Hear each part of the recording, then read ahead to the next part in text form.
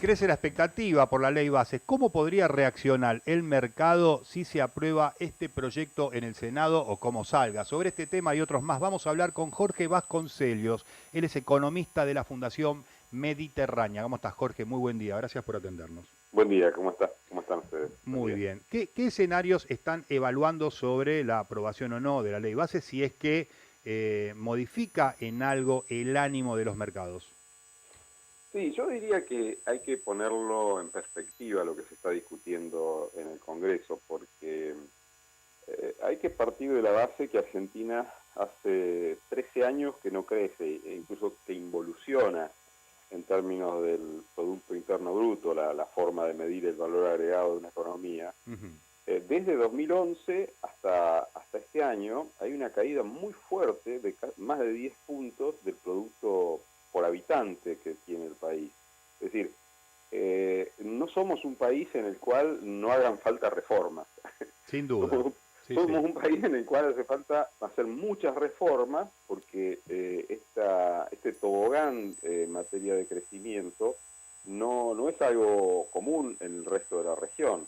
Sí. Y el tema del empleo, por ejemplo, es la principal víctima de esto y derivado de eso, a su vez, el fenómeno de la pobreza, arriba del 50% de la población y de las familias.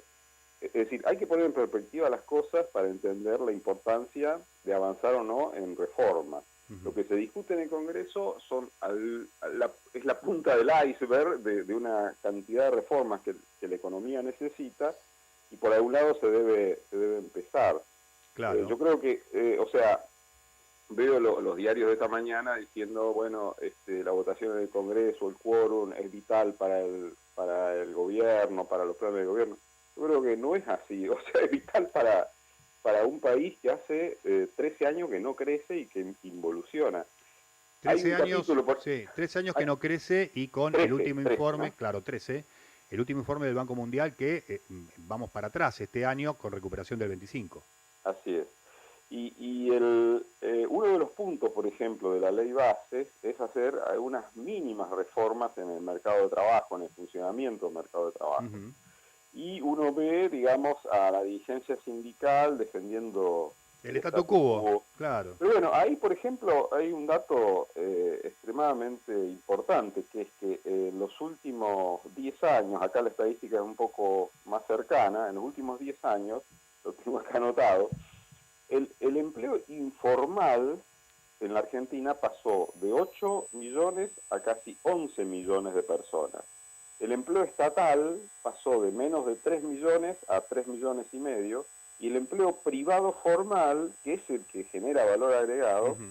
pasó no creció, está estancado en los 6 millones de personas. Fíjense, en Brasil, por ejemplo, en el año 2016-2017 hubo una reforma laboral después de la crisis del gobierno de Dilma Rousseff. Hubo acuerdos para... El país entró en una recesión muy profunda, Brasil, año 2015-2016.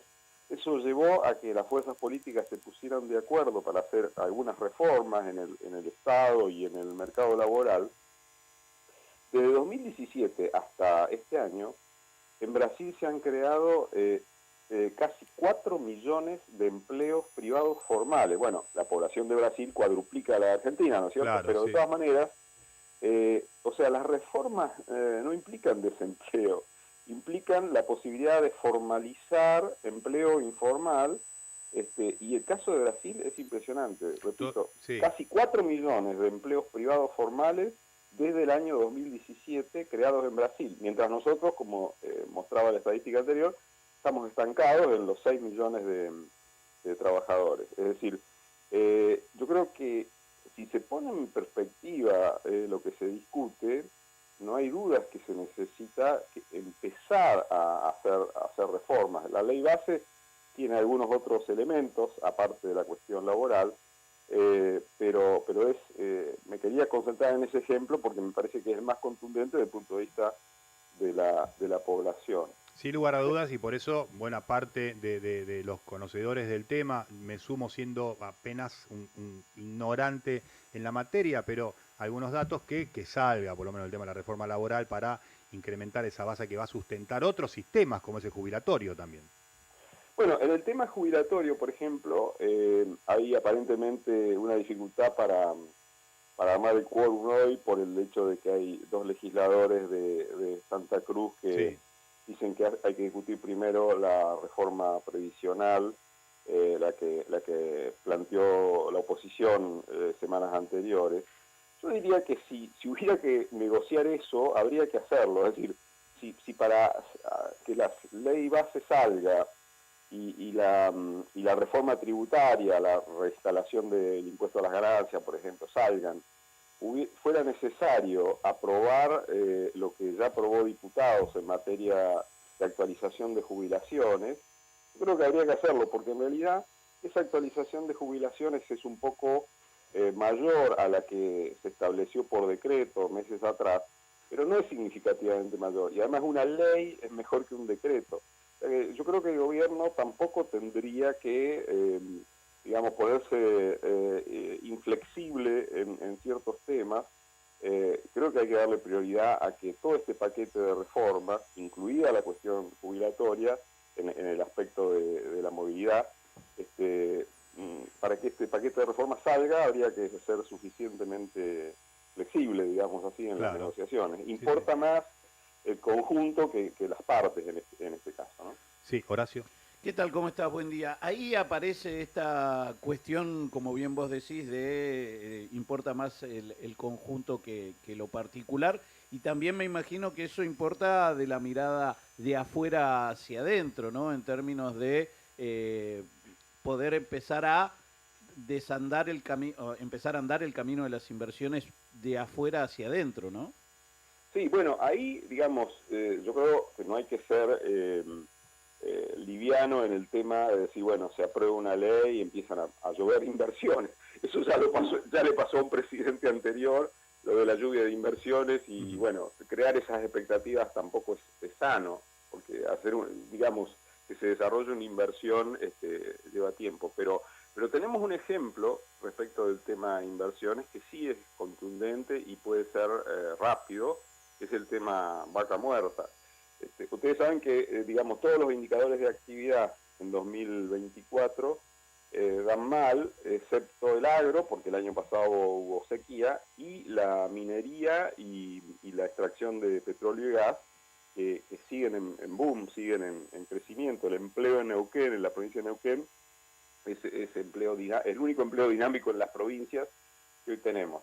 Bueno, ahí si se aprobara la ley bases que incluye este sistema de promoción de inversiones, un sistema de promoción de inversiones que se puede discutir en otras circunstancias, podría ser mejor, RIGI, podría ser estamos distinto. hablando. Claro. Sí. Podría ser mejor y podría ser distinto.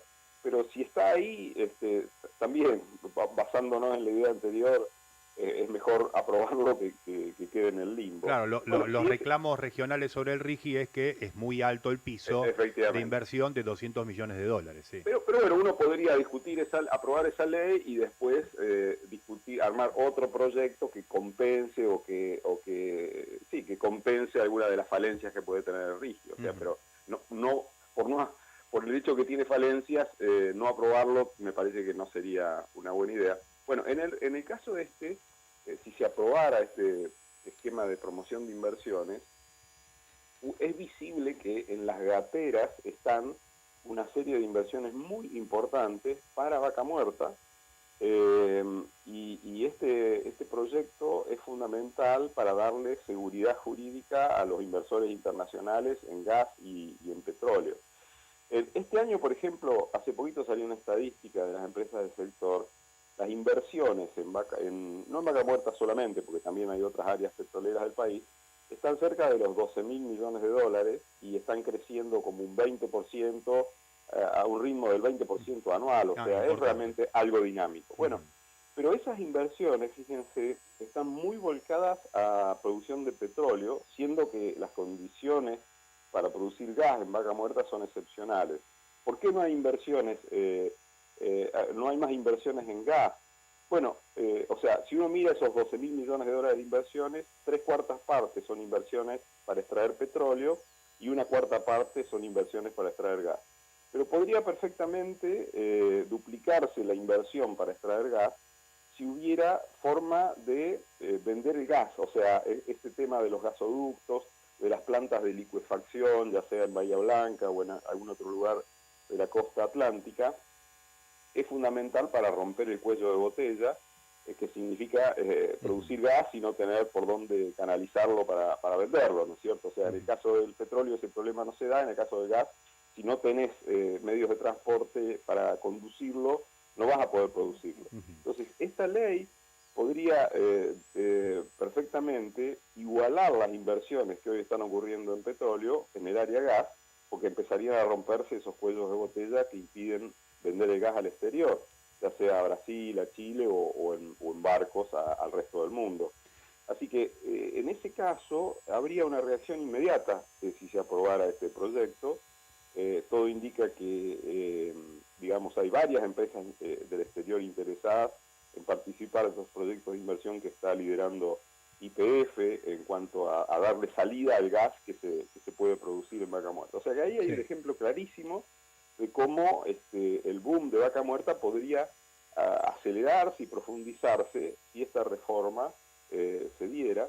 Así que no se trata, digamos, de lluvia de inversiones como se hablaba en 2015, se trata de hechos concretos que están a la vista, lo mismo el caso del litio. Así es, estamos hablando con Jorge Vasconcellos, es el economista de la Fundación Mediterránea. Jorge, ¿cómo impacta? Sabemos que los mercados se manejan también de acuerdo al humor social. ¿Cómo impacta en la inflación que tenemos mensual o en las proyecciones que ustedes hacen, si es que se aprueba o no el tratamiento de la ley base que ahora está en el Senado?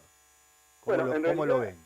Yo creo que ahí se separan un poco los campos de análisis. O sea, yo creo que la dinámica de inflación, obviamente que se necesita que el superávit fiscal, antes de pagar intereses, se mantenga.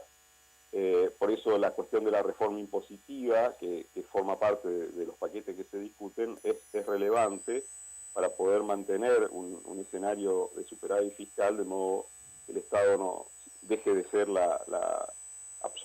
absorbedor de fondos Claro. y que los préstamos puedan fluir hacia el sector privado.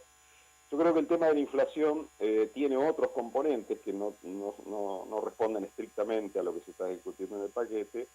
La inflación bajó de forma muy significativa, de más del 20% entre fin del 2023 y principios del 2024, a un 4,5, 5% en mayo, que es el dato que creo que el jueves va a difundir el INDEC.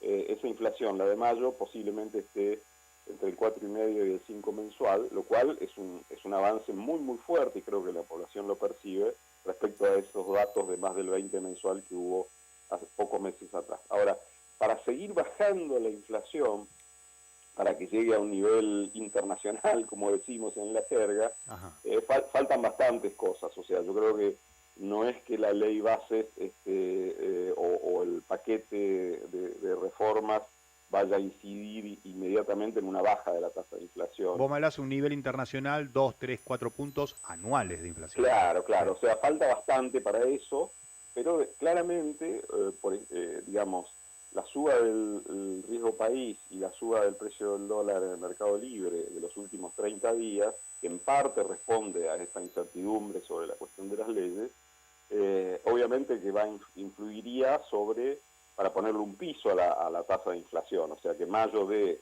entre 4,5 y 5, pero que junio no pueda repetir esa tendencia descendente. También hay pendientes ajustes de tarifas. En fin, yo creo que el tema de la inflación ha sido un éxito bajarla de más del 20 al 4,5, 5. Va a ser más difícil seguir teniendo esa tendencia declinante para los próximos meses, y pasa por otra discusión de otros temas de política económica que no están estrictamente vinculados con lo que se está discutiendo hoy en el Congreso. Análisis profundo y al detalle. Jorge, muchas gracias por salir con nosotros. No, al contrario, que tengan buen día. Hablamos con Jorge Vasconcellos sobre todo lo económico que ronda a través de este tratamiento de la ley bases en el Senado. Él es economista de la Fundación Mediterránea. Ricardo Benedetti está en tu radio. ¿Estás conmigo? Hasta las 9 por Nacional.